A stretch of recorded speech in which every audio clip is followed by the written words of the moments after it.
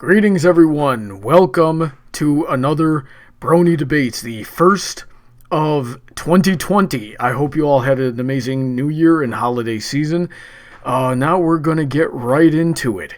So, first of all, thank you all again for coming to show up. And these streams are made possible by my very generous Patreon supporters, especially those at the $10 and up tier. These guys are Autoknight, Sodden Girder, Senko, Jennan, Kellogg, the Equestrian City Heroverse series, and returning once again, DJ Skywalker. How are you doing, DJ?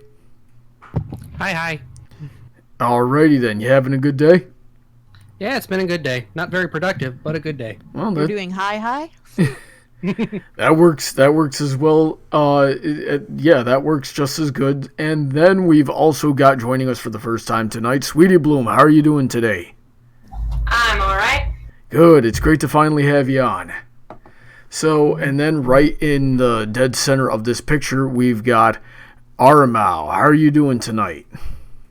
I'm totally not just Scarcher. I'm doing all right. All right. Yep. That's pretty good. Did you have a good day as well? Yeah. Good. I stole his Discord. Nothing better. Yep. Well, not that anybody on the stream can tell. Yeah. Yep. And returning once again is the gorgeous Princess Heather Blossom standing right next to me in that picture. How are you doing tonight, Heather?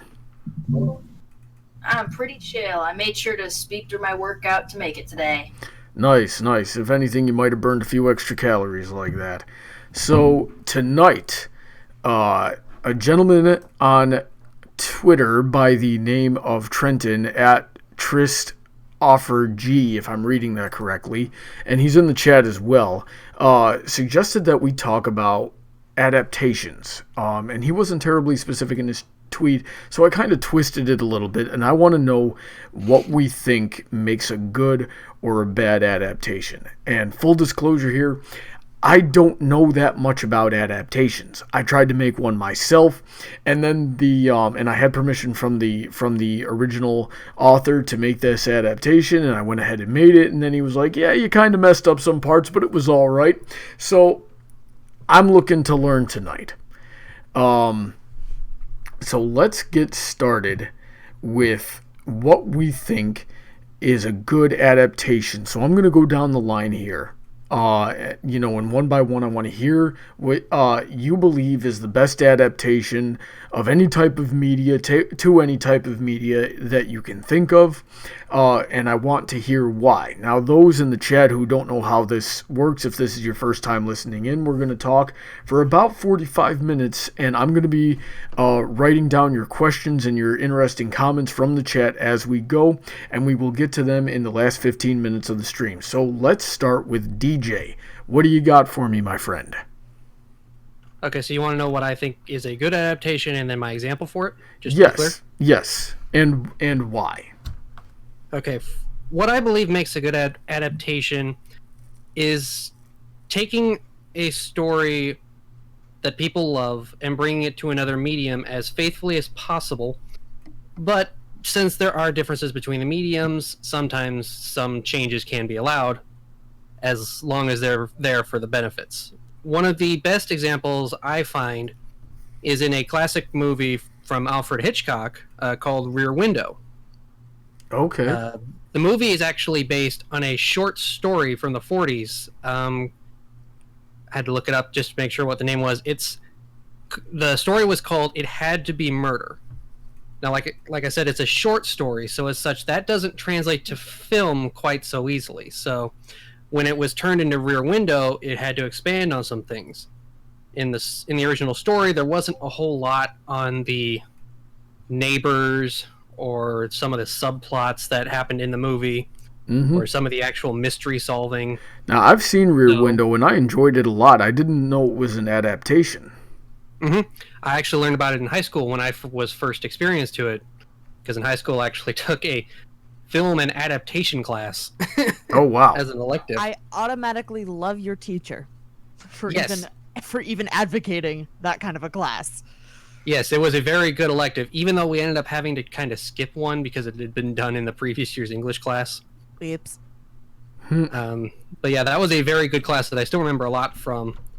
and he had us read the short story, and then we watched the movie, and then we watched the new re-adaptation of it, which, believe it or not, that is Disturbia, starring Shia LaBeouf.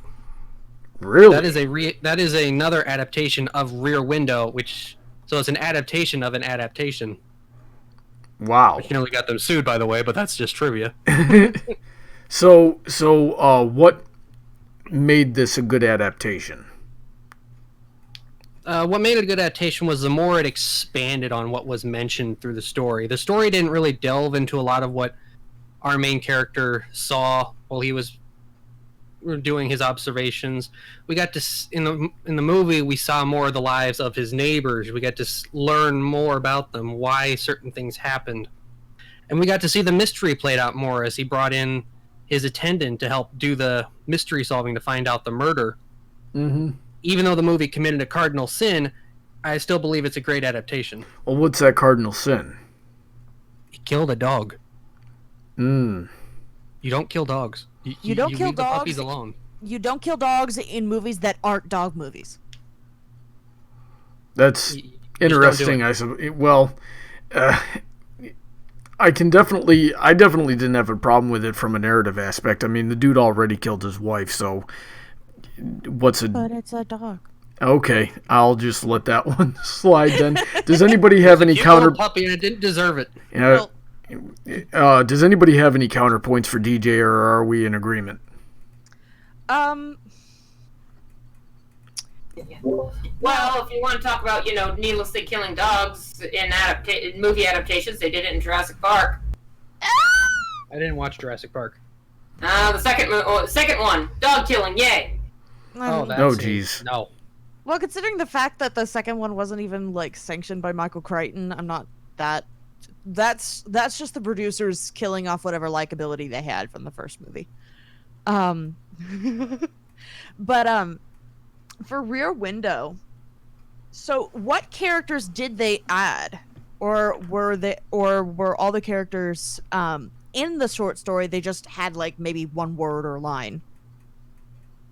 From what I remember of the short story, they kept the main cast, but they kind of made all the neighbors that were somewhat subtly mentioned in the short story into their own characters that developed through the movie, kinda. Mm-hmm. Rear Window itself doesn't focus on a lot of the neighbors, but it gives these tiny stories that you can kind of watch through the background. Mm-hmm. So it's like watching the background pony stories in My Little Pony. Well, yeah, and when because I remember that opening establishing shot when we're just going window to window looking at all of the different neighbors, and you get a sense of everybody's character just in that first 5-10 minutes of establishing shot that seemed to last for forever. In something like a short story, and I don't know how that short story was, how long it was, that is, they probably would have gotten a sentence at the very most. Am I correct? Yeah, if I remember right, the story itself only filled out about a page or two that we were given to read. So it's really a really short story. So a lot of that stuff had to be added into the movie to make it long enough to actually be a movie. Wow, that is really, really short. Okay. And the dog thing that we were just talking about, that's not in the short story at all. Of course not. Not even mentioned. Of course I'm not. Because in surprised. the 1940s, they would have gotten lynched for writing that in there.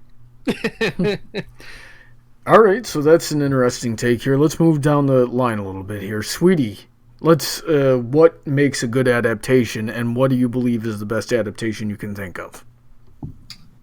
Well, I don't know if I'd consider it the best, but I'll get to that in a minute. I'd say there are probably about 3 things that make a good adaptation. One, obviously, is loyalty to the source material. The other is just generally understanding the base themes of the source material, and bonus points if you actually improve upon those themes. And the third, sometimes overlooked, is actually being a good film on its own merit. Exactly. The best example I can use off the top of my head is going to be 10 Things I Hate About You, which is an adaptation of Shakespeare's Taming of the Shrew. Now, it actually isn't particularly loyal to the source material. It is in the sense that it's clearly recognizable as an adaptation of Taming of the Shrew, and a lot of the same points happen, at least at the beginning. But then, let's just say that Taming of the Shrew is very painful to read as a modern woman. It's very problematic, to put it lightly. Yeah, no, I know exactly what you're talking about. I've never seen that Taming of the Shrew as a play, and I think for obvious reasons, but I have read it, and that's pretty nuts. Yeah, it's nuts and a half. 10 Things I Hate About You keeps all the good stuff what little there is, and basically smooths over all the problematic stuff and makes it a far more compelling story and a far more compelling film overall. So it definitely, keeps the main themes, and it's a very good film on its own. Yeah. Oh, I completely agree. Baby Heath Ledger is the best part, though. Oh, heck yeah. So Baby Heath Ledger is so cute. Alrighty then, I have no idea what you're talking about there, but can you give me one specific example of what problematic aspect we'll say that smooths over that turns it into a better story? Well, just in general, the way he woos her is, instead of basically imprisoning her, he woos her, properly. Yes, there's some lying going on, but it's not abuse. It is not literal emotional manipulation, psychological torture, and gaslighting. Okay. Yeah, it's there's a little, deception, so it keeps that aspect of it, but that's all it is. It doesn't really get to the level of abusive. So let me ask you this then. If we're changing the story, is it really still the story that was being told, or is it a different story that has similar points but then at another point goes off in a different direction? How is if we're changing that many aspects of the characterization and the plot points, how is this actually an adaptation of Taming of the Shrew? As I mentioned earlier, if you were paying attention, it is still recognizable as an adaptation because a lot of the plot points are still kept. It is pretty much virtually impossible to have absolutely everything, especially in a text that old, to a modern setting, and especially considering that the change in medium, things need to be changed. But it is clearly recognizable as an adaptation of Taming of the Shrew. It's not like things that are say, an example of something that's a quote-unquote adaptation, but with big ol' air quotes, is when people say that The Lion King is an adaptation of Hamlet. That story changed so much that it isn't recognizable as an adaptation of Hamlet, if it ever was.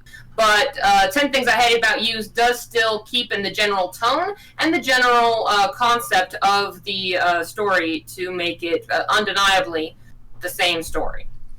Now, I would have said that for something like the West Side Story, which is, as far as I can tell, and as well as I can remember Romeo and Juliet, almost a one-to-one, aside from the ethnicities and names of the characters. Okay, that didn't sound good. Let me hear it. And the ending.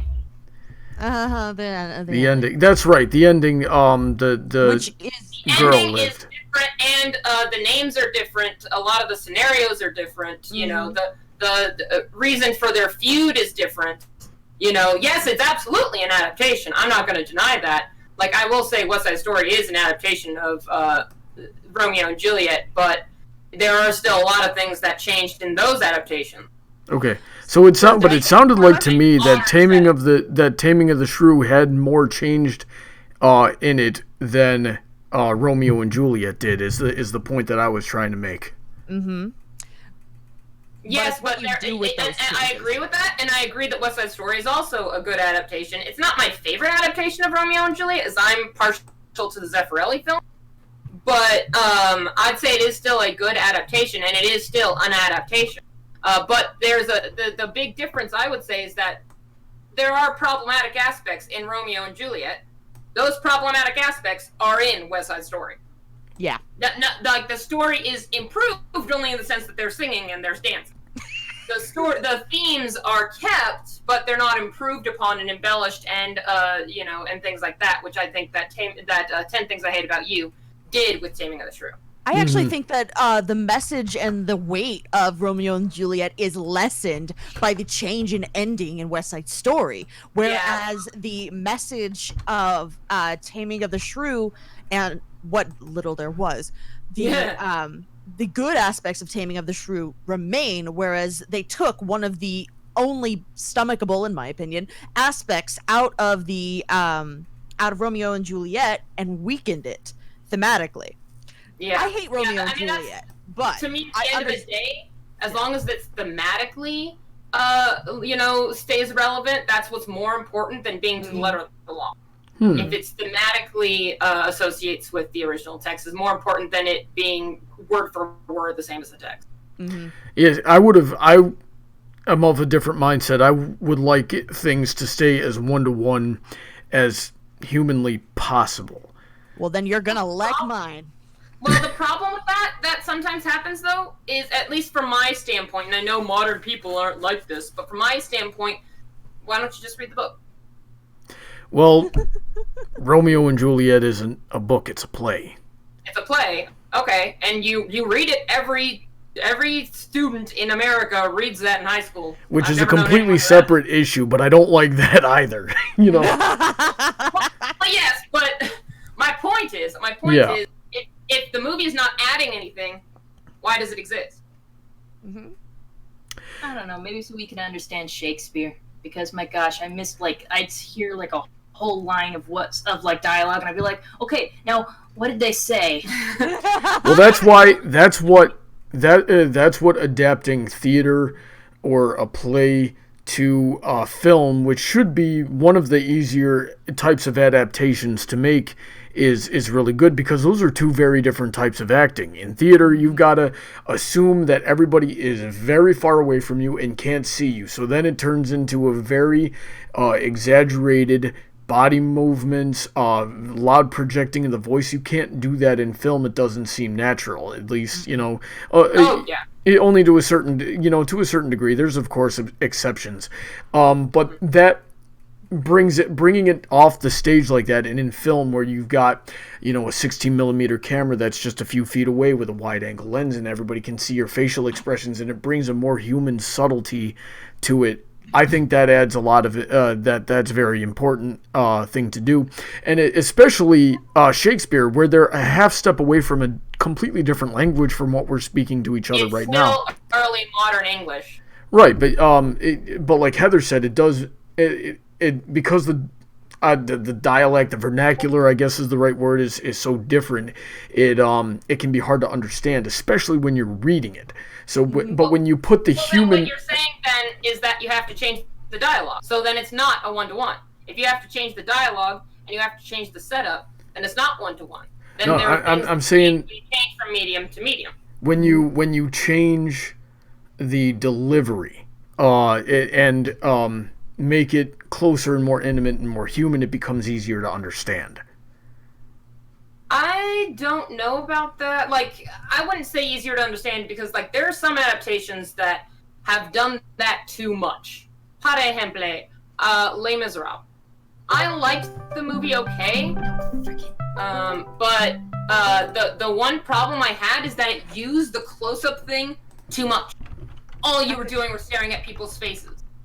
And that's all you were doing. You could count Hugh Jackman's mustache hairs. Yeah, it was just this person's singing. Let's just have it at a medium shot the entire song. And we won't do anything interesting visually, despite the fact that it's a movie and we can. Where a stage can't. That's another thing that's great about, adapting from stage to film, is you can do things like change locations and see other things than what the characters are doing. But it didn't. It's oh look, this person's face. Yeah, but then you get things. The story. I think it weakened it. Then you get things like that that Romeo and Juliet adaptation, and I can't remember exactly what it was. Romeo X Juliet. Yes, that's what it was, with Leonardo DiCaprio. Leon Claire.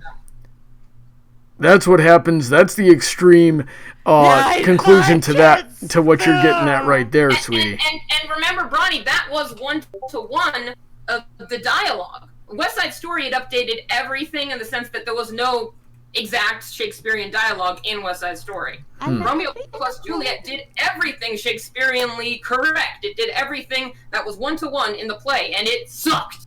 Uh-huh. Did they keep the ages the same? Because that's a 16-year-old boinking a 13-year-old.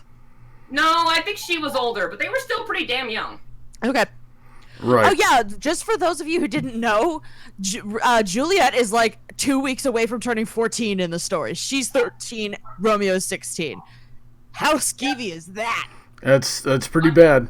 So let's move down the line here. And I'm gonna do things a little bit unorthodox because Aramau had a gosh darn list. So we're gonna go over to Heather. I'm only doing one, I swear. All right, but yeah, let's do Heather for now. Okay. Okay, so what I think makes a good adaptation. I had to get metaphorical with it, but as long as it carries the spirit of the original. My example of a good adaptation, and this is for all the weeb girls out there, is Ouran High School Host Club. Woo! Yeah! Kiss, starting off. Oh my god. So, okay, I'll shut no, by all means, I'd like some background music for this. Cancel out the wubs. Ouran High School Host Club is very near and dear to me because it was one of my first animes. When I was yes, we're very far apart in age. Don't die over there. It was one of my first animes in high school. I'm so very sorry. I saw the anime first, and I went back to the manga because if any of you were fans of Ouran High School Host Club, you knew that, like, it had one season. Like most good animes do. Only one! You get one, and that's it. Thanks, Funimation. And I went to the manga because I wanted to see how it ends, and I won't say the ending here just in case, like, some of y'all are like, no, the anime will come back, I'll wait! They did it for fruit baskets, didn't they? All right. Yeah, so there's hope, but so I noticed with the manga there is some slight discrepancies, like with certain dialogue and stuff like that, how certain things are set up. I think like the one I noticed at first was like the whole scene where Tamaki is showing Haruhi how exactly to set down a glass on a table was like kind of mixed up and around.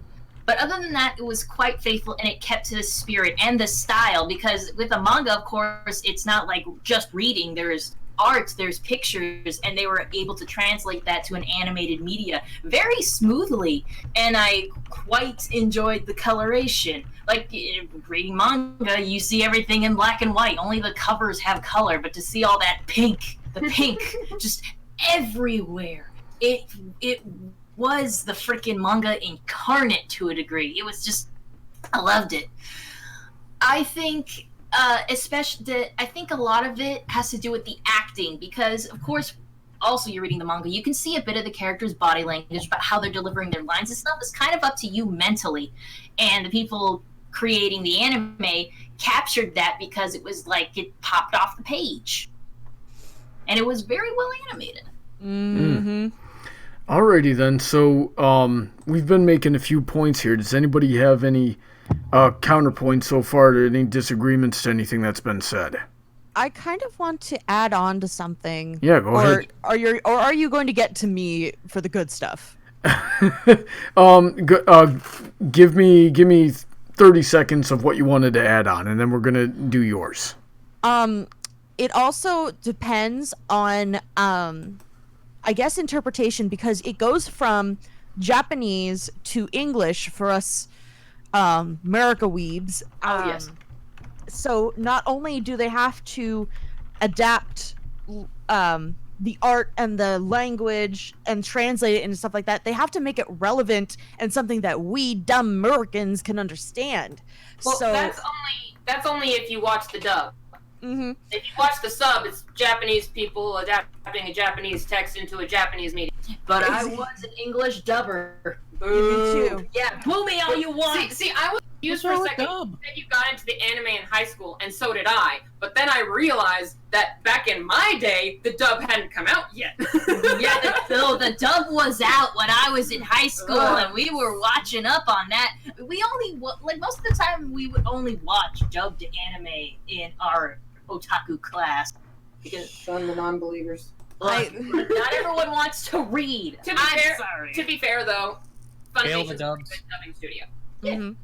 And but it also depends on the voice actors that you get too, and how much passion they put into it. Because there are some voice actors who just cannot do anime characters. Bless their hearts, because anime is a very different style of voice acting because of the way their faces and the art style goes. Yeah. I will say, you gotta give the English cast for Horror High School Host Club some kudos. They were great. Mm-hmm. I enjoyed them immensely. Like Yeah, I'm Sorry, so go sorry. ahead. Like for example, an actress who cannot do anime to save her life. You guys seen Castle in the Sky? Yes. The English dub Disney version with Anna Paquin. Yes. Bless her heart. Bless her Irish, gosh, what the heck, Oscar-winning heart. She ain't Sheeta. It's getting very southern in here. But the and I'm totally blanking on who the actor is. And I'm totally blanking on the character, the main male character. James Vanderbeek, Patsu. He was great. Mm-hmm. And Mark Hamill as the villain. Huh? Mark Hamill as the villain. Mark Hamill obviously is always awesome. So yeah, there's give and take. Yeah. All right, so Aramau, let's hear your example. We're running a little bit behind schedule here, but we're good. Let's hear your example. I'll do my best to be fast. I agree with everything that has been said so far in regards to what makes a good adaptation. I do want to add two things. One is a respect for the original as an art form itself. Because if you don't respect it as an art form and just use it as a cash grab, that's already points not in your favor. For example, I'm just going to go with this one because it was a cash grab because it was a huge fad. Twilight. The Twilight movies. Mm-hmm. So, but it also correlates into my other point that you need. You need passion behind your... You need passion behind your project. You need passion behind your adaptation, or else it's just going to come off looking, like you threw something together that maybe kind of looks like and sounds like the original, but it doesn't have that heart to it. For example, my best adaptation, although I literally just thought of one in my head, would be Holes. Dig it, dig it, That song will get stuck in your head. I love that song so much. I still have it on my phone. But literally, things were taken word for word. The events in the book were taking place, like, the sections of the book where Kate Barlow came in actually happened at that point in the book. There was a chapter about Kate Barlow, or there was a chapter about Madame Zeroni at that point in the book. It's almost sequentially as the book. The only thing they didn't keep was a health concern. In the book, Stanley, the main character, Stanley Yelnats, is fat. He's about 250-pound, 15-year-old kid.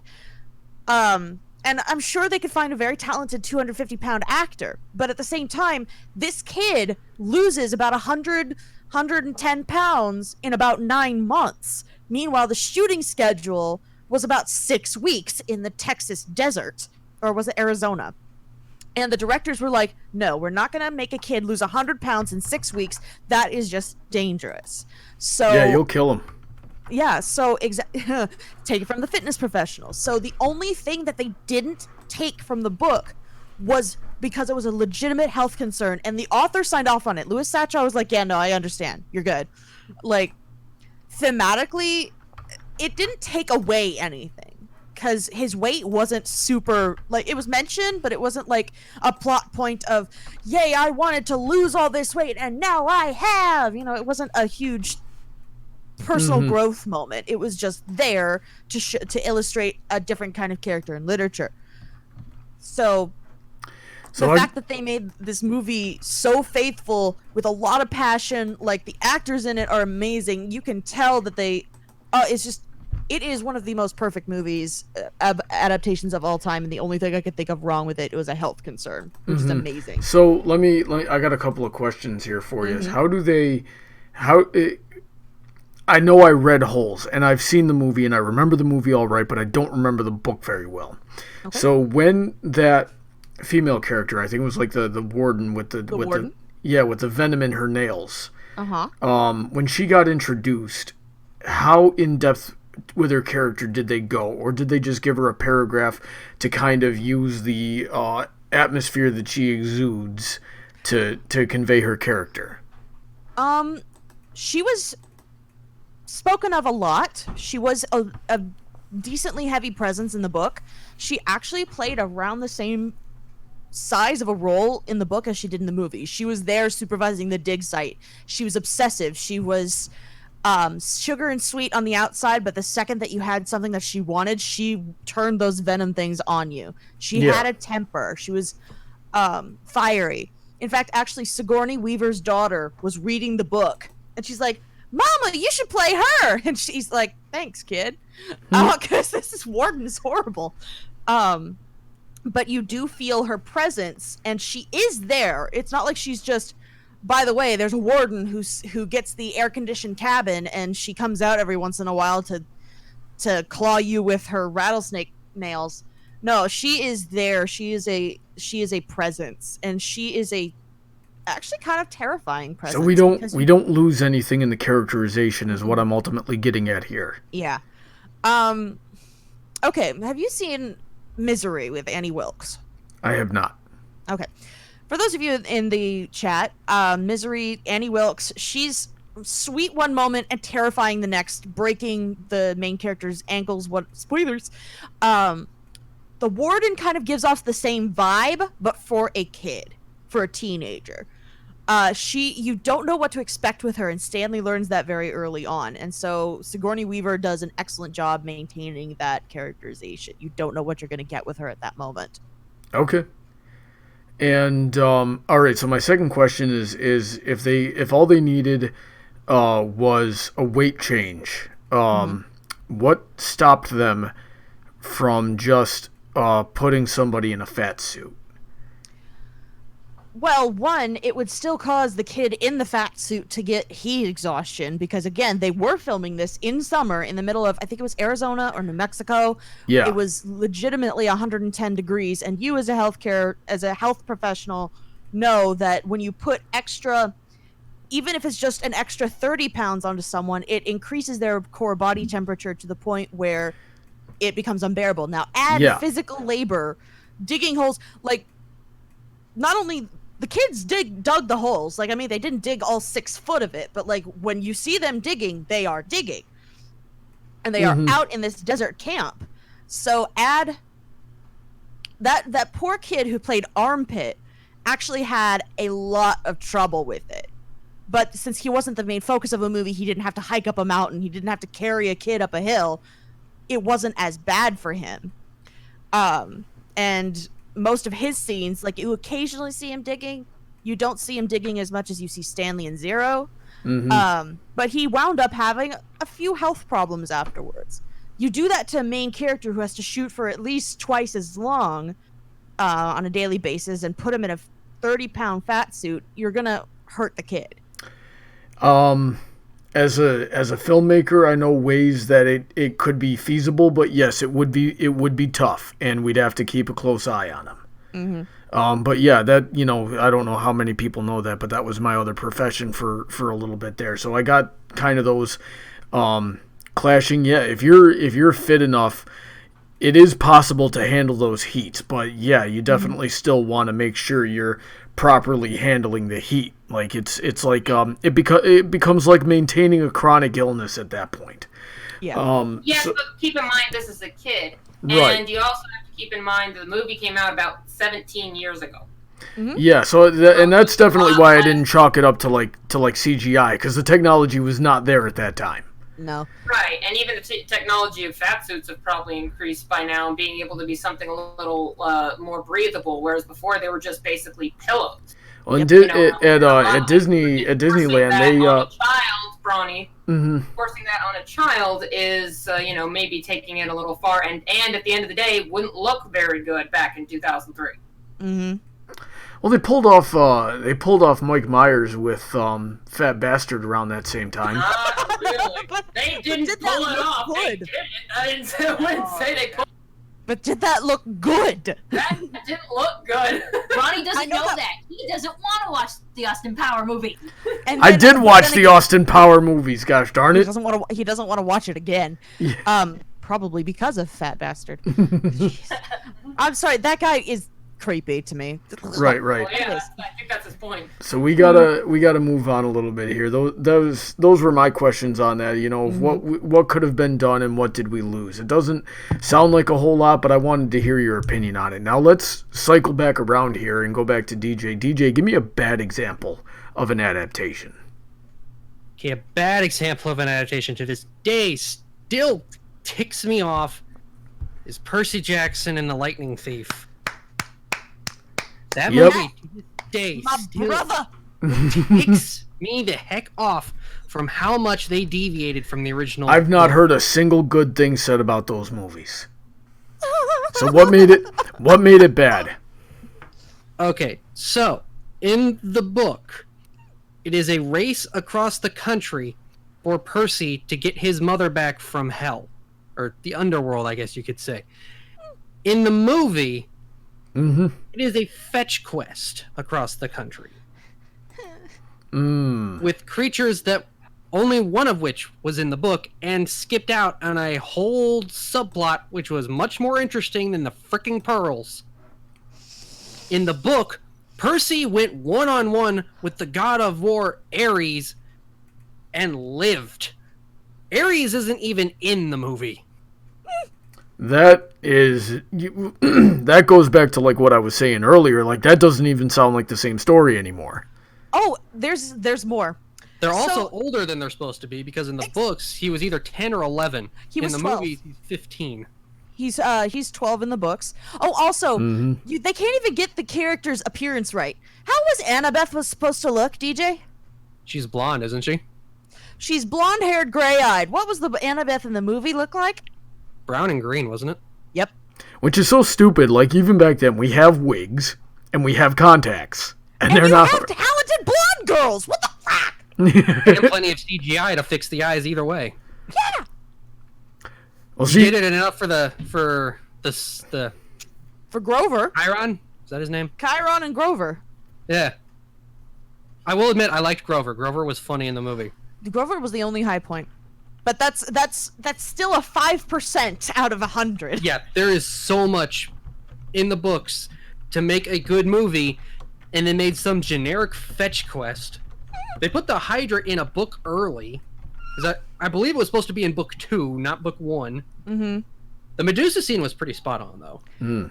Okay, no, Medusa was supposed to have a veil. She was supposed to be ugly as and stuff like that. No, she was just a pretty lady with some sunglasses. Yeah. Sweetie. But the horror was kind of there. Medusa still scares me. Yeah, I'll give you that. Sweetie, let's hear it from you. Well, I will confess I actually haven't read the book. I did watch the movie and was very disappointed because it, from an adaptation of the only thing I can draw from, which is Greek mythology. As Ari says, Medusa shouldn't have been attractive. That's her whole gosh darn point. There was another thing that made me roll my eyes, and if this was in the book, it probably wouldn't have been as bad because of how young the kids were supposed to be. But the whole Lotus situation, like, your entire lives are consumed by the powers of Greek mythology, and you haven't read the Odyssey? Like, really? I don't know. But, yeah, I'll confess I haven't actually read the Percy Jackson books. They came a little bit after my time. I would still recommend them.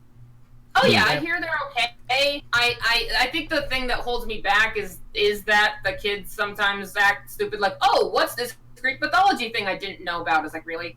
Like, and I guess if they're kids, that's probably not as bad, but it would irritate me, because I'm like, yes, I know about Greek mythology, can we move on? To be Well, fair, the Vegas thing was in the book, but I think they were subtler about the Lotus approach. Mm-hmm. Like, it was only called the Lotus Hotel, really. Yeah, And there even- was no, like, lotuses that they ate or anything. No. It's just the effect of being in the hotel. Yeah, and remember, this kid was a D+ ADHD 12-year-old kid who Can't read. Because of... dyslexic, who his stepfather abuses him, and his mother only married him in order to protect her son. He has a hard life. And that would have made it make a lot more sense. Exactly. And be less egregious to me. And really, it wasn't so much him as the girl who, from my understanding, is basically supposed to be their version of Hermione. So she's supposed to be super well-read or some crap. My ears? Yeah, no. They're going, oh yeah, duh, the lotus blossoms. I'm like, really? All right, really? so it seems like we're in agreement here that a ton of deviation is what ruins an adaptation. Sweetie, did you want to give a different example? Oh, right. So the adaptation that ironically actually kind of stems from a similar thing as why I was a big fan of the Percy Jackson stuff. Mm-hmm. I'm gonna go with Disney's Hercules. Now, the funny thing is, I mentioned 3 things that make a good adaptation. Is faithfulness to source material. Nope. The other is what did I say? Keeping with the themes of the original text? Nope. And thirdly, being a good movie on its own merit. Yes. Disney's Hercules is, especially if you take it completely out of context of the Greek mythology, is a fine movie. It's not the best movie in the world, but it's a 90s Disney animated movie. It does its job. So I will say that if you liked the movie, you're perfectly valid. I like the movie, kinda. But the reason why it's sort of personal for me is because I came to realize that Disney movies in general are terrible adaptations. Great movies, terrible adaptations. And Hercules was the one to prove that to me, because at the time, I was huge into Greek mythology. The reason that the movies were made is because at the time, there was a very popular television series, live-action television series called Hercules, starring Kevin Sorbo. That's what got me into Greek mythology. The funny thing is, that is also the reason why the movie is called Hercules, when even the name is an adaptation fail, because he should be Heracles, as that's the Greek name. Hercules is the Roman name. Heracles is the Greek name, and all the other gods in there are Greek. A lot of the things in there are just very much inaccurate to the original mythology. The thing that, like, from the get-go, they're like, oh yes, Hercules and his loving mother Hera. What? That's the entire point of Hercules, is that he doesn't get along with his stepmother. Now, I heard something that might constitute as a redeeming quality about that. Apparently, the way that Hercules was portrayed in that movie was a stylistic choice to represent the overhype of celebrities that we give to modern culture, because apparently historically the story of Hercules or Heracles or whatever you want to call it had a similar effect back then, where you could sell anything if you put Heracles' face on it. So what do you think about that? Well, in that sense, then it's also actually even further from the original material. If they're trying to say that that's a bad thing, whereas that's exactly what they were doing back in the day, then they're going against it. Hercules, the stories of Heracles were all about going for glory. There was sometimes where Heracles was chastised for going a little too overly in the glory department. But at no point was it like, oh, from your heart, it's all about your heart. He kills men pretty early on in his stories. He kills her. Now, Hera made him do it. He kills her and their children. Yep. And that's actually what starts his main arc. The 10 or 12 labors is because he kills Meg under the possession of his loving mother Hera. That's the whole premise of his whole arc. He also beat his music teacher to death. Huh?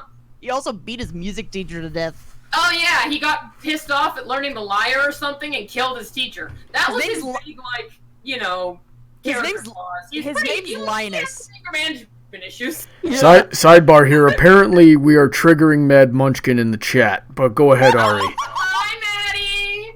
Love you, Mad. I'm not sorry. She's like, you were literally talking about my favorite movie. If you like the film, you are valid. It's just not a good adaptation, and you know it. So better retelling of Another Hercules. thing, to go with Maddie's favorite character, Hades, again, James Woods does an amazing job. He's a funny character, but he's not Hades. And even the motif of his head being on fire is opposite to Hades, whose motif would have been more water-based rather than fire-based, because that had to link to Christianity and their association with the underworld being on fire, rather than in Greek mythology where it was the river to the underworld and all that stuff. There was some fire in the underworld in Greek mythology, don't get me wrong, but they basically made him blue Satan. And that's not quite on par with the original Hades. So let's move on a bit here. Ari, what do you got for me? Heather's turn is next. All right. Yep, we'll go with that, Heather. So I'm taking a similar route with my example of a bad adaptation. Like I was talking about how with manga, you also have to adapt its art style. Like you're not only like reading in manga, you're taking in the visuals, and Ouran High School Host Club did that very well in its anime adaptation.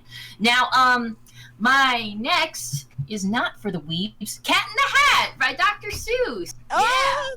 Yeah. I can Freak say show. something. We've all read that book, right? Mm-hmm. As much as we've read Green Eggs and Ham, I'm not going to go in that adaptation because I have no idea what's going on. But I watched the Cat in the Hat movie a lot as a child. Yes, I was a child when it came out. Well, so was I, darling. How old? I'm not old. I don't know. You keep being over-exaggerating every time. I was 5 when that came out. I was 10. Let me see when the Cat in the Hat came out, because I'm pretty darn sure that was well before my birth. On topic, please. That movie. Oh, the movie. Oh, I thought you meant the book. Yeah, with Mike Myers. Mike Myers movie. I watched that a lot as a kid because back in the day we didn't have no Netflix and nobody wanted to pay for cable, so you'd watch the DVDs you had, and that was one of the few that I had. So I know it very intimately. Yep. Unfortunately. I've been all over that DVD. I gotta say, going down to even the art style, it's not quite right. I mean, it's Dr. Seuss has a very cartoon style, where we're adapting it to live action. It's not gonna look right, and especially with the cat. I mean, albeit Dr. Seuss's cat was really weird looking, but Mike Myers was really weird looking. And of course, it totally goes off the rails. It's not even the same. It's like very broadly the same plot of the book. So whoever made that movie, you're not just wrong, you're stupid. Okay, yes, it's a meme farm too. I will give the movie that. I love it for that. Sure. Thanks, Mike Myers. Yeah, but then you remember that he was shaking his boobs and his butt in a fruit hat, and then you don't remember anything else. Well, now I remember that. Thanks. Now everybody in the chat does too. I'm so excited. Okay. Quote that movie more than I wish I could. Oh, jeez. It's hard not to. There's a lot of good zingers in it. They tried really hard with the zingers to win you over. No, but Don't the thing forget that is, theme park plug. I genuinely liked that movie when it first came out, and we watched that DVD over and over and over again. And it wasn't until I hit high school, college, when I realized I just gave my brain cancer and didn't realize it. Of course you did. I was a kid too. I did exactly. You think I watched it over and over again because I hated it so much? It's a terrible movie, but I love it. A lot of the things I love are terrible. Like Donnie. I mean, what? Yep, I can definitely attest to that. Hey, I don't know what joke you think you're making. I've been making that joke since day one. Hey, Ari. I know. I just want you to do it. It's like, she's gonna make it. I'm gonna do it. All right. Good job, sweetie. Ari, let's hear it from you. Okay. For those of you who follow my channel, sorry that there hasn't been any uploads for a while, but 2, you'll know that I am not only a huge fanfiction aficionado, I'm also an English major. I graduated with a bachelor's degree in English with a specialization in literature, especially Celtic and Gaelic literature. That being said, Beowulf is one of the worst adaptations of all time. No, I haven't seen the Beowulf movie, and I'm not terribly familiar with the source material, so lay it on me. What's wrong with it? Okay, source material. So basically, they turned what was a story. basically a pseudo story, pseudo legend, pseudo actually happened thing of a culture called the Yates, and it's one of the earliest written poems in the English language, although it's really old English, that we have. They took that and made it basically if John Wick got STDs from a monster.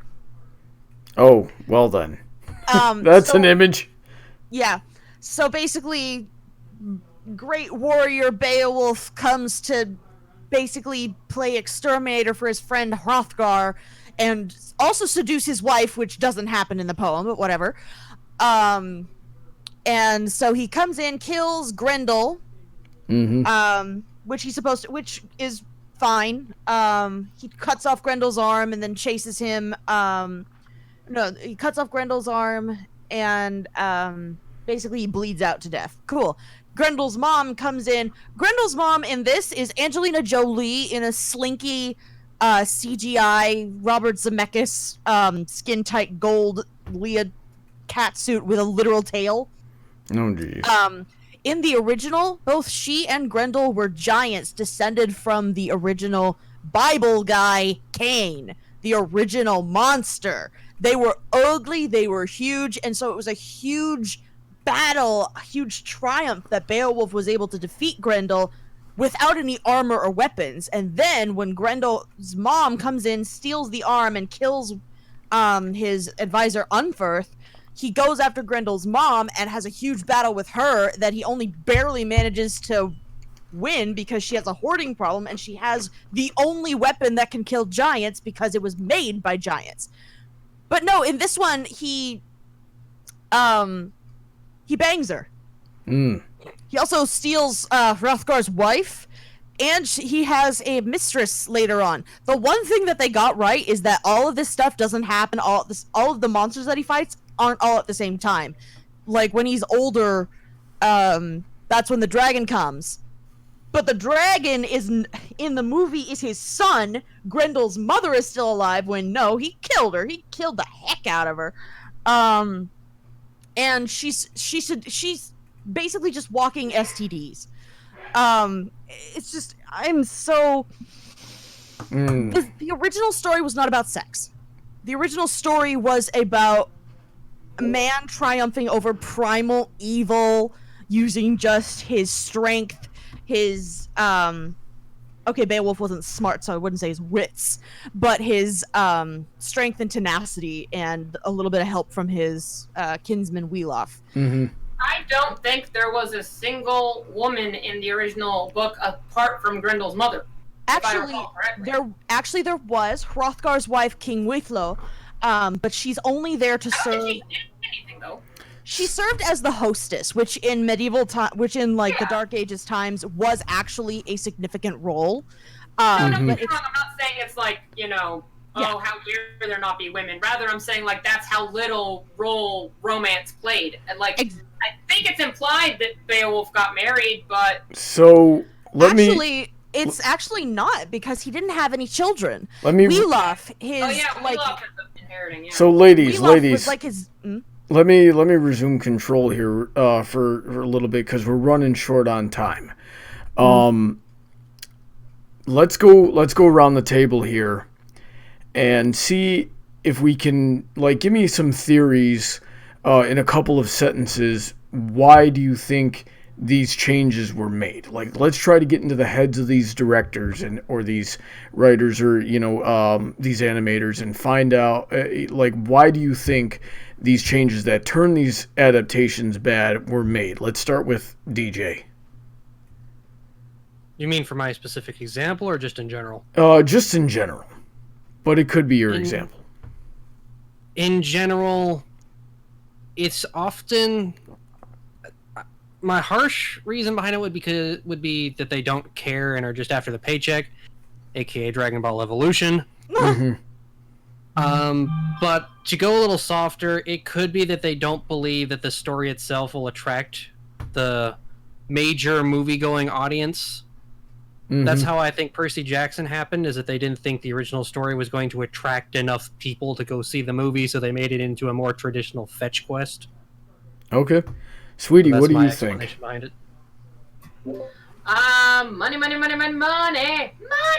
It's usually the end goal. They want something that's marketable. It's going to appeal to everybody. You know, Disney made Hera the loving wife and Zeus not an adulterous SOB because that wouldn't have been the Disney way. You know, and I think in general, just, they wanted to make something that they thought was more palatable for modern audiences, and that meant putting the original source material through this shredder. Heather. I think, with especially the Cat in the Hat, the Dr. Seuss book would not have made a full-length film. So they obviously expanded and stuck in and horseshoed in a whole bunch of stuff that they knew was going to get kids like me and Ari to like it and laugh at it. And maybe they even they even know, it's like, yes, we'll plant these seeds, and in like 10 years it'll be a meme farm. The Grinch live-action movie is a guilty pleasure of mine, but Ari, what do you think? Okay, for me, for my personal example, I think it's because Robert Zemeckis really just wanted to wank off to naked Angelina Jolie butt. But in the case of these ancient poems and odes and all these amazing stories being translated into modern audiences, at that time, that was a huge market. And so they were basically just taking the same formula and applying it to any epic poem that they could find. They did it with Troy. They did it with not 300, but they did it with Attack of the Titans. They did it with Beowulf. They did it with, I think they did the Odyssey and stuff like that as well. So basically they just took all of these classical literature things because it was on trend at that time. And so we're seeing completely ignored what made it good. We're seeing a common theme here of the the marketing getting involved and kind of ruining the artistic integrity of it. Which, when I'm just going to add this in real quick, when you're dealing with a historical piece of literature like Beowulf or Heracles, for example, I think that's especially egregious because I don't know, I'm a history buff. I think it's extremely important to preserve that so we can understand how we got to where we are from where we came from. Now, I'm going to take these last couple of minutes here to go into my thoughts on adaptations. I don't think there's a whole lot of good adaptations out there to begin with, and this is answering a couple of questions that I've been getting throughout the course of the stream here, is I can't really think of any adaptations that don't deviate heavily from their source material. Like recently, when I was out in Arizona visiting Sweetie and Heather, I showed them the live-action Rurouni Kenshin movies, and the reason I enjoyed those was because it's got literally the best sword choreography I've ever seen in my life. But Sweetie and I, who are familiar with that story, were picking it apart the whole time because they put they put a very important fight that was supposed to happen towards the end at the very beginning. Oh, why? Yeah, they did that with and I don't know if everybody in the chat is going to understand what I'm talking about here, but they put Saito versus Kenshin at the beginning, and they put Aoshi versus Kenshin at the end, and it had zero consequence on the plot. So there was a lot of that, but some other changes I understood why they made that. While we've been talking, I remembered watching a Macbeth adaptation to film. And I had to look it up because I couldn't remember what year it came out or who directed it, but it was Macbeth by Polanski in 1971. And I think, like, as far as I can tell from what I remember of reading Macbeth versus this, it was a very good adaptation, almost one-to-one as far as I can tell, if not completely one-to-one. It really gave a very realistic image into what something like Macbeth would look like if it was real. And it probably was, if not, by actual name. I'm sure stuff like Macbeth has happened throughout history, and that's why we have these plays in the first place. So, real quick, because we might lose Sweetie here in a minute. What do you guys think of that? of what I just said about adaptations in general not being very good, because they're, with aside from maybe one exception that I could think of, no adaptations that have been faithful. Mm-hmm. I agree with you that the majority aren't very good, and that's a shame. Mm-hmm. Because there's so much potential. Like, one of the other movies that I was going to bring up was the Hobbit series. Oh, by the way, Sweetie has to go, so we're going to say goodbye real quick. Goodbye, Sweetie. Goodbye, Sweetie. Thank you so much for joining us. All right. Bye. Yep. You already left. Yeah, I know. Still. As you were, Ari. One of the other things that I was going to bring up was the Hobbit series. And the Hobbit, yeah, it doesn't have, like, women with their boobs hanging out or whatever, and it doesn't have, like, strapping men who, like, go in and play Aragorn, but at the same time, there's a lot of potential for adventure, action, and heartfelt moments, and they lengthened it because they wanted it to match the other trilogy. All of the heart and all of the reason that we liked that the Lord of the Rings adaptations were gone in the Hobbit adaptations. And so it's just, when you take something that's already really good, there's only two ways you can go. Is if you make it better or you make it so much worse. There is no in between. There, you can't just go, you just make it, okay. Mm-hmm. Like Kenneth Branagh's Hamlet with Billy Crystal and Robin Williams and freaking Helena, I think it was Helena Bonham Carter. That was amazing. It was almost word for word from the thing, but you could see their emotions and everything was perfect. Well, yeah, and that's what I was talking about with that Macbeth adaptation that I mentioned earlier. I haven't seen the one that you just mentioned, so I can't speak to that. I'd highly recommend it, but okay. I like that movie better than I enjoy reading the book or going to see Hamlet as a play, because of the changes that they made to it stylistically, the actors that they had. Meanwhile, you can so very easily mess up an adaptation. It takes work to make it good. It takes no work to make it bad. Okay. So that's pretty interesting. Real quick, does anybody have any counterpoints to what Ari or I just said? I'm not so sure I fully agree with that sentiment. I agree that there's a lot of adaptations out there that are bad, but I also think there's a lot of ones that are out there that we may not even realize are adaptations, like you guys learning tonight, Rear Window's an adaptation. So oh my gosh, if you go to the What's the Difference show on YouTube, my gosh, so many things are adapted. I didn't know Jurassic Park was a freaking adaptation until I saw that. But yeah, there are a lot of most of what we're looking at here are adaptations, and we don't even realize it half the time. So what else, DJ? So yeah. I was just gonna say is just, I think there's just a lot more than we may realize. So there's probably just as much good stuff out there that we don't know of, that kind of counterbalances with the bad stuff. It's just the bad stuff usually ends up being with a lot of the most popular stuff. Mm-hmm. So let's take this time to get into the audience participation here. So if anybody has any questions that they haven't asked yet, feel free to ask them now. We'll try to get to them. I've written down a few interesting comments and questions for us while I've been going on. So what do we think about graphic novels? Paladin Pony T wanted to know.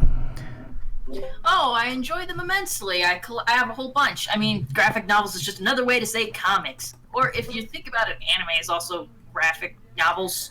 So yeah, I enjoy them a lot. I'm a big fan of like G.I. Joe and some Marvel comics that aside from animation being what it is, adapting a manga to an anime should be relatively easy as well. The script is there, the storyboard is there. You've already done a quarter of the work.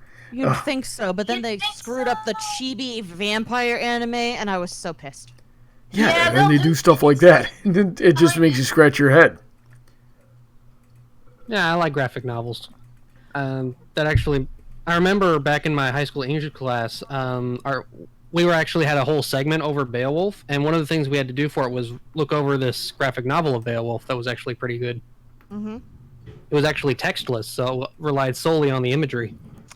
That is an amazing feat of art, and if you could still get the story from it, that's fantastic.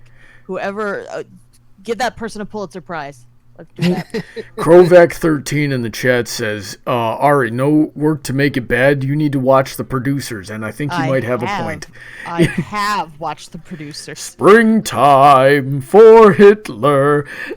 Alrighty then. Now, if you're talking about the play, inside the movie, like actual Springtime for Hitler, yeah, okay, it took a lot of work to make that bad. But at the same time, it doesn't take a lot of work to make a movie in real life bad. Right. Transformers, anybody? So let's see Those are here. bad but fun.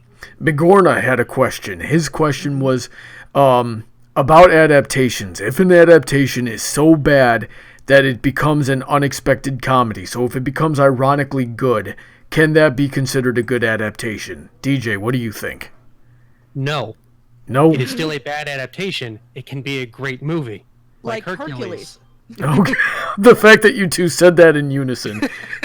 I'm guessing Ari Aramau mirrors your thoughts. Is that correct? For me, if it's a funny movie, a fun movie, but not a good adaptation, it's not an adaptation in my mind. For example, I kind of think of the live-action Jim Carrey Grinch and the actual original Grinch story as almost two separate entities now. Like, one isn't the adaptation of the other. They are just two things that happen to have some things in common. Actually, same thing with the Transformers movies. Like, I wasn't really huge into Transformers when I was a kid, but at the same time, I've seen enough of the cartoon to know that it deserves more respect than Michael Bay gave it. So I'm like, the good Transformers versus the Bay Transformers. And Bay is synonymous with bad. Yep. No, it's almost spelled the same tier too. When Red Dragon asked me... Wait. What about Heather? Oh, yeah, I'm sorry. Heather. I won't lie, I was zoning out because I didn't know what we were talking about. All right, so Heather, if an adaptation becomes ironically good, is it a good adaptation? If it's so bad, it's good. No, because it's still not a good adaptation of what it was trying to adapt. It's just funny or good on its own merits. Like Cat in the Hat, it's funny because of what it is, not because of where it came from. Mm-hmm. All right. So when Red Dragon wanted to know if I would read a FiMfiction crossover of Friendship Biz Magic and Venom if it was a horror story, no. Let's see here. I would read it, though. Kyle Christensen. Let's see here. Even if anime dubs have their issues, are there any times where you're willing to call it good enough or close enough? Yes. Yeah? Can you give an example? Fruits Basket. Because it can't, and even Oron, it didn't get a chance to finish. Fruits Basket ended after one season. There are 23 volumes of Fruits Basket. There's almost 200 chapters of Fruits Basket. Holy heck, just end the story for God's sake. No!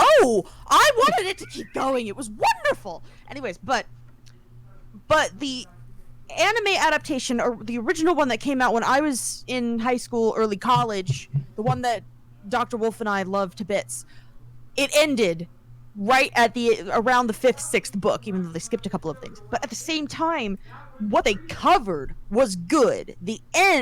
What they gave as the ending, it wasn't very fulfilling, but it was still very thematic and very true to what the characters that we had been introduced to so far. Toru literally went out of the series doing exactly what she does. She went out trying to save somebody from themselves. And so it was still thematically good. And even though it wasn't finished, I'm not saying it's perfect, but at the same time, it's still a good adaptation, Mm-hmm. but it's still limited. Okay. So, Heather, what do you think? Line. So apparently, I'm looking over the chat here, and apparently I misunderstood Kyle's comment in the first place. So we might just skip that one for now until we... I commented that anime subs sometimes have to go close enough when translating from Japanese. Yeah. So let's see here. I kind of get it. No. So what Rusty Helm 93 wants to know, what would we consider the line between an adaptation where there's so many changes that it becomes a different story altogether? Like how much, what is too much? What is the straw that breaks the camel's back? Heather, what do you think? Shoot, hold on. Let me ruminate on that for a minute. Okay, DJ, what do you think? So the line where it stops being a good adaptation? Yeah, Where like... it stops being adaptation in general, really.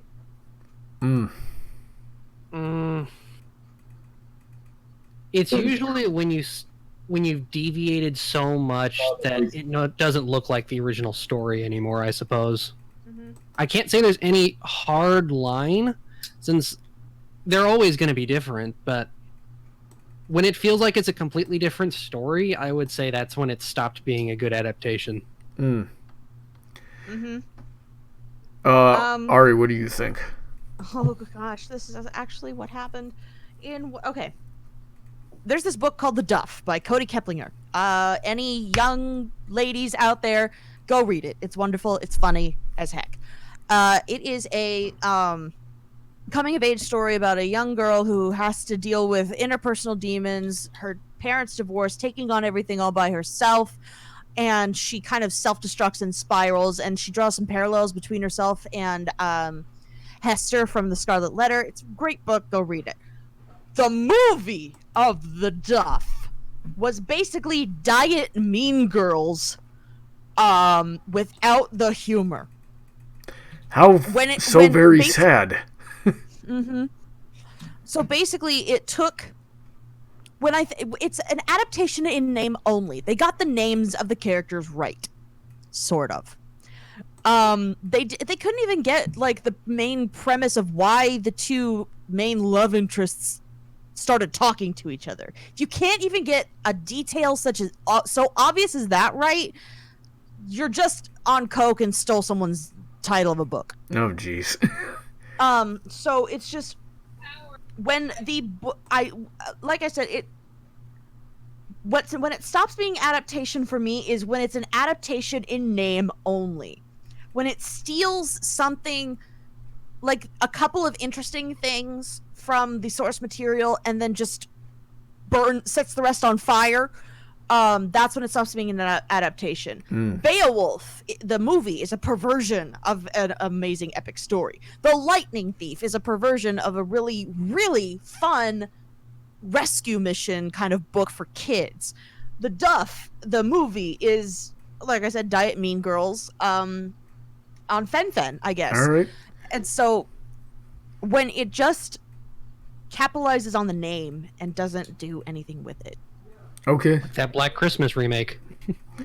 Heather, did you have any thoughts yet?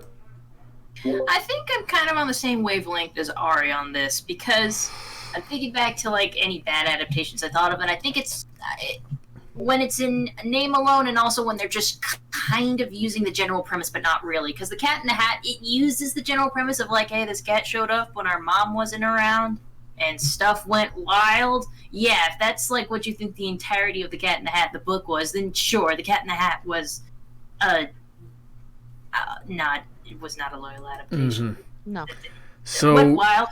Paladin Pony wants to know if I've played the Witcher games or seen the show. No, I have not, but while I was up visiting my family, my younger brother really was digging the Witcher show. I never got a chance to watch it with him, though.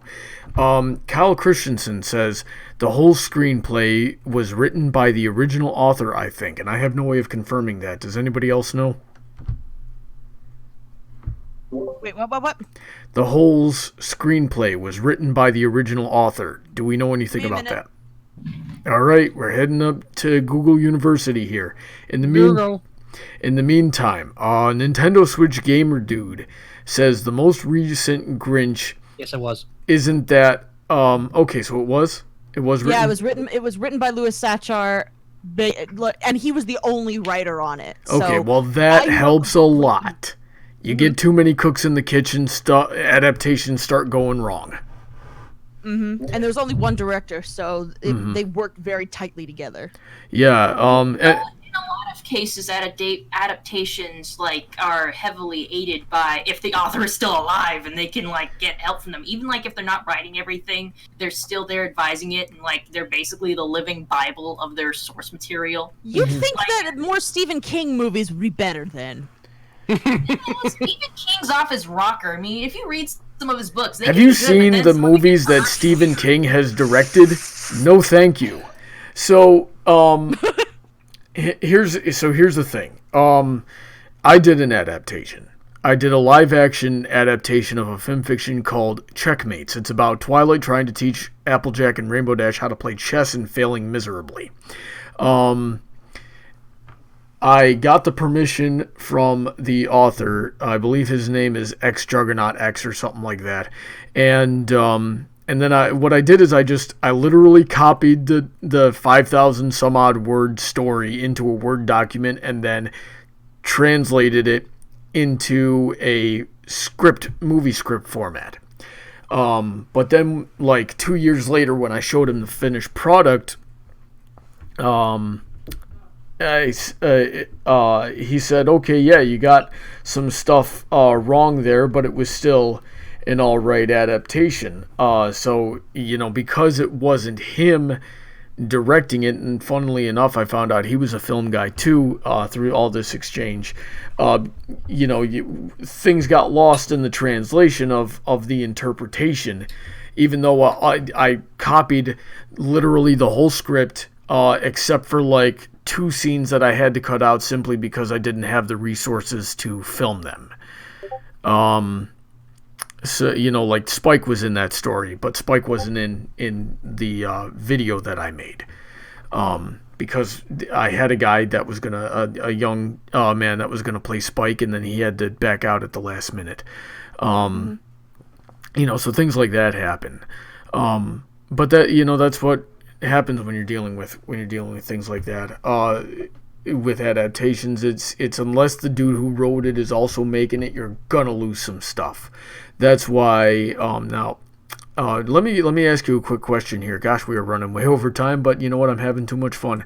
Let me ask you guys a quick question. How accurate are the Harry Potter movies to the books? And the reason I ask is because J.K. Rowling has a reputation of assuming direct control, or at the very least supervising everything and making executive decisions. Depends on the book. Okay. Yeah, that's what I was gonna say. Depends on the book, depends on the movie. Like, there was some, like, because I was, like, almost reading these things side by side as they were coming out, and I like both the books and the movies very much, but there was some things, like, Luna Lovegood was supposed to be introduced sooner than she was in the movies, and I was kind of confused like that, like, well, we're kind of putting her in, like, you kind of have to know who she was to get why she was even there. Mm-hmm. There was also a multi-book subplot that got dropped entirely from the movies where Hermione was trying to save the house elves. And then, like, it just seems like Dobby just shows up. It's like, oh, hey, we haven't seen you since the second movie. Like, yeah, you're supposed to be in all this other crap. Yeah, the last 2 movies kind of missed out on a lot of subplots, too. And, the book 7. It changed the characterization of 2 of my favorite characters from the book, Hermione and Ron. Ron is supposed to be Harry's best friend, not the butt monkey. Hermione is supposed to be all brains with some emotional stuntedness. Like, for example, okay, the scene in Prisoner of Azkaban, where Ron's leg is broken, and they're facing down Sirius Black, who they still believe is a mass murderer, basically our equivalent of a terrorist bomber, and he's there, and he has their wands. They are going to die. In the books, Ron stands up on his broken leg that Sirius has just basically mauled in order to get Peter Pettigrew. Ron stands up on his bloodied, broken leg and says, if you want to kill him, you have to get through me. Meanwhile, in the movie, It's Hermione who says it, which makes no flip gosh dang sense. And it made the She's Harry perfect. Yeah, and honestly, in the movies, the Harry romance makes more sense, whereas in the books, the Hermione Ron romance makes way more sense. But like, there was nothing at stake. There was no dramatic tension. So 3 is when it really started to deviate for me. 1 and 2 are almost perfect. Do you think there was any particular reason she did that? I'm sorry to interrupt you, but like Girl power. Yeah. That's when the modern movement of like girl power kind of thing started. Yeah, because when those movies started coming out. And Rowling also has a reputation of retconning her characters. Uh-huh. Although the one that doesn't make sense to me is the ending of 7 is very different from the book. Yes. When Harry snaps the Elder Wand. No. And tosses it away, when in the book he reburied it with Dumbledore. Because it belongs to him. After fixing his own wand. Yeah, because he loves his wand. And since the Elder Wand now sees him as the owner, and no one's going to know the Elder Wand even still exists, even if Harry dies peacefully, the Elder Wand now has no owner. Full disclosure. And it's just a normal wand, not a death stick. Full disclosure, I'm pretending to know what you're talking about. I have not... I know nothing about Harry Potter. I've seen the first movie, but I don't even remember it. Heather's gonna be down my throat about that. Change. Yeah. So, last comment here, and then we're gonna wrap up. Nintendo Switch Gamer Dude says the most recent Grinch isn't that good in my eyes, but being child friendly isn't way to be good either. Now, I chose not to see that because I knew they were just going to butcher it, and this is the point that I wanted to make is the dumbing down of everything that's supposed to be for kids, which I suppose has always been there, but it's destructive and it's got to stop. We had Secret of Nim, okay, and we're fine. Dark Crystal. Yeah, Dark Crystal, that type of thing, that gritty, that realism, the original animated Lorax, the original animated How the Grinch Stole Christmas. American Tail, Land Before Time. These things basically are anything good. From Don Bluth. Yeah, these things are good for kids. It helps them develop coping mechanisms for these kinds of things. Please pardon me, when you sissify the Grinch, you're doing a detriment to society. Mm-hmm. I would argue the new Grinch movie is even worse. Oh no, that's what he's talking about. Oh. Yeah. Like the live action Grinch movie, I once saw a Tumblr post about it, and he said, he was defending, he was basically doing what Brony says, the original versus the new animated one. And then someone asked, what do you think of the live action Grinch? And the original poster was like, the live action Grinch said the B word, ate glass, and lived in the garbage. And tried to kill his dog. He is the true successor to the throne. Yeah. So he's very purposefully walked around everywhere naked, you know? Yes. So he was not sissified. In fact, he was actually probably overly no, he was. certified? Yeah, he was definitely a couple of steps up. He was certifiably insane.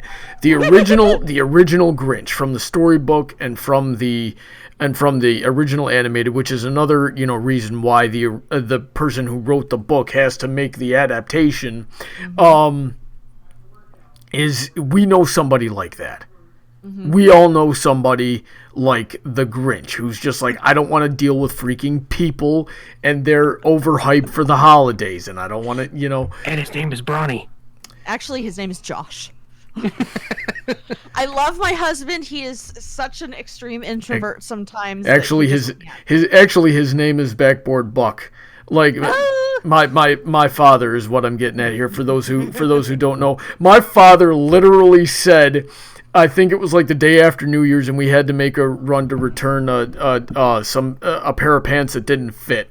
Somebody's like, oh, I don't want to do this. I freaking hate Christmas. I'm like, really? The whole family started laughing at him. But yeah, that's the point of the original Grinch, is we all know somebody like that, and it's a story of how to get through to somebody like that. That society and that community and culture will overcome, and that it's not about the cynicism and the materialism. It's about that community. You can't take away that. Now I believe that the live action adaptation did the same thing, but it just took extra steps to get there. Mm-hmm. So, and they made the character a little bit more. Okay, I'm gonna say it. They made the character a little bit more millennial, because I'll tell you this right now. I would love to spend every single day in my pajamas, eating whatever the heck I wanted, and just talking to myself or Josh. Yep, I'm sure many of us would. All right, so I'm gonna call it there. Does anybody have any final thoughts they'd like to leave us with? We're darn near a half hour over time, but it's been too much fun to stop. Yeah. Mm-hmm. All right, any final closing thoughts, Heather? No, I'm good. She's been sitting back and relaxing and listening to the nerd rage. Chillaxing, all cool. Yep. Go ahead, burn down the world for me. I triggered a lot of nerd rage tonight, and so is everybody who's going to be listening to this after the fact. To be honest, I kind of want you to make this just talking about adaptations. You pick an adaptation, and we talk about it for an hour. Yeah. It's an ongoing series. Well, apparently next time I have to make sure we invite Mad Munchkin, because she's losing her mind in the chat there. Yeah, we love you, Maddie. So no final thoughts, Heather. No thoughts in that pretty crowned sunglassed head of yours. DJ, how about you? I guess if you're ever gonna adapt something, at least get the original person who did it in with you, and if you can't, at least do it with some heart. Don't be soulless. All right, and Aramau, anything? Just kind of one word. R-E-S-P-E-C-T. You know, you gotta respect the source material. Respect it. Gosh darn it, I'm so mad at myself. We lost Sweetie before I got a chance to ask her what she thought of the new Cats movie. Sorry. I am so mad. I am so mad at myself. I love. Okay, I had the filmed stage version of it from 1998 as a kid, and I binged watched it until I could do the choreography. Okay, so maybe you can tell me, how bad or how good is it, real quick? My curiosity is killing me. I'm still gonna ask Sweetie after the stream, but my literally, Brony, I'm crying. You don't. It's that bad? You don't need to hurt me anymore. Jeez. Okay, I'm going to tell you guys right now, the original musical makes no frickin' sense unless you know the source material, which is an adaptation. It's a book of poems by T.S. Eliot, who's an amazing and British poet. Go read it. But it makes no fricking sense because it's just based on a bunch of poems based on cats. But at the same time, it was an experience of choreography, of music, of singing, not supposed to make sense, I guess. But when you put it into a medium that people need a plot for, it loses a lot of it. And CGI cat suits. Creepy as heck. We need more CGI cat suits. Although, did you see it DJ, help me twist this knife. It's not in deep enough. Did you see it before or after the fix? What do you mean?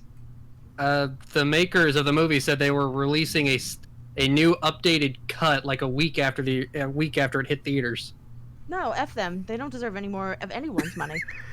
They already lost 70 million, so let them just swirl around and watch as it's just also, dry out. Okay, one of the amazing things about the original too is that if you watch the live action, you will look at their makeup and see each cat is different, and it takes hours to get these costumes right. Meanwhile, they just CG'd it all creepily. I felt like there was, again, no passion, no heart. This was just a cash grab for a very niche audience, like Les Mis and Mamma Mia and Phantom of the Opera. I understand, but cats. All right, we're gonna call it there. Yeah, okay. Thank you guys so much for joining me on this. It was an amazing discussion. I learned a lot, so I accomplished my goal. Did you all have fun? This was too much fun. You're right. Definitely. Yep, and I'll try to get in touch with Mad Munchkin. Aramau is crying, so I've done my job. You haven't even made me work out today, and Yeah. So yeah, thank you so much to everybody that came out. We topped off at 35 viewers tonight, and that's pretty good for us. If you guys want to suggest a topic for the next Brony debates, all you got to do is tweet at me or send me an email. There's a million ways to get a hold of me. Just tell me what you would like to hear us talk about. If you want to be on the show, I'd love to have you. We just need you to be part of the Patreon for as little as $1 a month. If you want to hang out with me some more on more live streams, there's next week we're going to be doing Friday Night Fights. And on Saturdays, I read the chat for Heather on her crocheting stream, so I hope to see you all there as well. Thanks again for coming out. I hope you all had a great day, and have a great night as well. I will see you next time. Goodbye, everyone. Good to you. Good night, everybody.